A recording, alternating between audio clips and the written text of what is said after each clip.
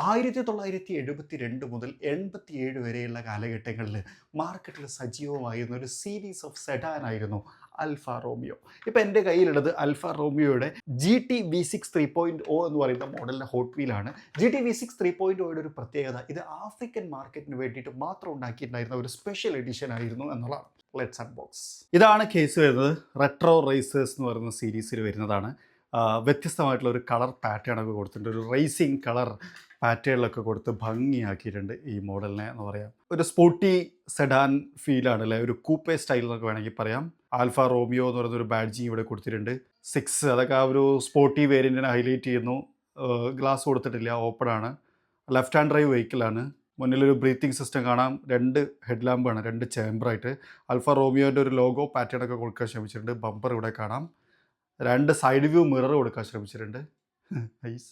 അത് തന്നെ ഒരുവിധം എല്ലാത്തിനും ഉണ്ടാവുന്ന. സൺറൂഫിൻ്റെ ഒരു അടയാളം കൊടുത്തിട്ടുണ്ട്. സൺറൂഫ് ഇല്ല. ബാക്കോ വയ്ക്കാം. ബാക്കിൽ അങ്ങനെ ഡീറ്റെയിലിംഗ് ഒന്നും കൊടുക്കാൻ ശ്രമിച്ചില്ല. അൽഫ റോമിയോൻ്റെ തന്നെ വേറൊരു കളർ പാറ്റേണും വരുന്നുണ്ട്. ഇതാണ് കളർ. ഇത് വേണമെന്നുണ്ടെങ്കിൽ നിങ്ങളൊന്ന് കമൻറ്റ് ചെയ്യും. ഞാൻ പതുക്കെ പിന്നീട് അൺബോക്സ് ചെയ്തിട്ട് പോസ്റ്റ് ചെയ്യാം. അടുത്തത് ഞാൻ വേറെയാണ് ചെയ്യുന്നത്. പക്ഷേ ഇത് വേണമെന്നുണ്ടെങ്കിൽ നിങ്ങളൊന്ന് കമൻറ്റ് ചെയ്യണമെങ്കിൽ നമുക്കിത് ഉൾപ്പെടുത്താം എന്നുള്ളതാണ്. ഡിസ്പ്ലേയും കൂടി കാണിക്കാം. ഇവിടെ വെച്ചിട്ടുണ്ട്. നൈസ് അല്ലേ?